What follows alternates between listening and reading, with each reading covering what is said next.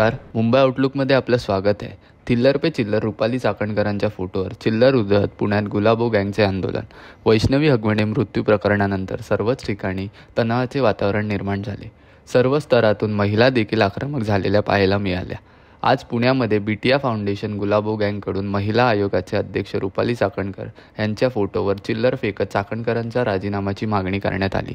त्याचबरोबर अजित पवारांनी लवकरात लवकर चाकणकरांचा राजीनामा नाही घेतला तर आम्ही साखळी आंदोलन करू असा इशारा देखील या महिलांकडून देण्यात आला.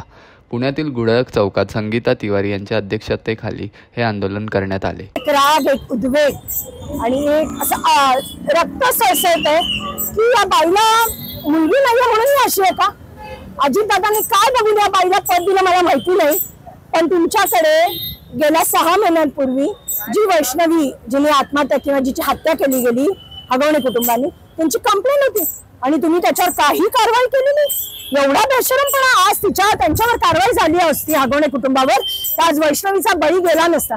आता वैष्णवीची हत्या झाली, आत्महत्या आता पोलीस बघतील, पण या बाई नंतर 8 दिवसांनी जागा झाला, त्यांच्या घरी गेल्या आणि जेव्हा आम्ही विरोध करतोय, आम्ही तक्रारी करतोय, महिला हे काही करत नाहीये, तर तक्रार करणाऱ्या जनतेला ती चिल्लर म्हणताय.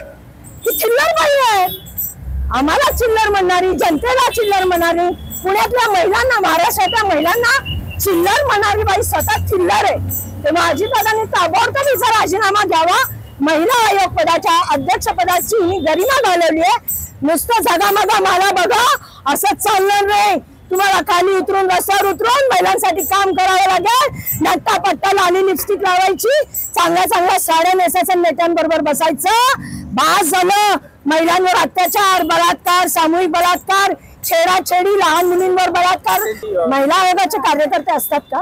त्यांनी तर आम्हाला इथं वातावरण बिघडवण्यासाठी 4 गाड्या भरून पोरं पाठवली होती. ती 4 गाड्या भरून पोरं त्यातली काही ओळखीची निघाली.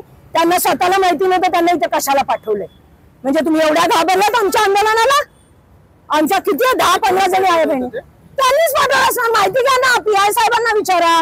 आम्हाला जेव्हा कालपासून टाइम दिल्यानंतर त्याच टायमाला ही पोरं इथं कशी आली आणि कोणती ती पोरं ओळखीची पण नव्हती त्यातली. मग ही पोरं आली कुठनं? घाबरलात का काही आमच्या आंदोलनाला? आणि तिथे तुम्ही पोरं पाठवतात, बायका तरी पाठवायच्या. एवढी भेकड बाई. त्यांना इकडनं बालगंधर्वला हकललं. ते इथेच आले होते सगळे 4 गाड्या भरून. त्यांना पोलिसांनी इथनं बालगंधर्वला हकललं. कारण का मी फोन केला की आमच्याकडे परवानगी आहे, पत्र आहे, तर हे कसे आले इथे? ते तर 10 वाजल्यापासून पोरं येऊन बसली होती गाड्या घेऊन. म्हणजे पुरुषांना तुम्ही पाठवता आमच्या महिलांच्या अंगावर. हे समर्थनार्थ आहे तुमच्या सगळे पुरुष? शेम ताई, शेम.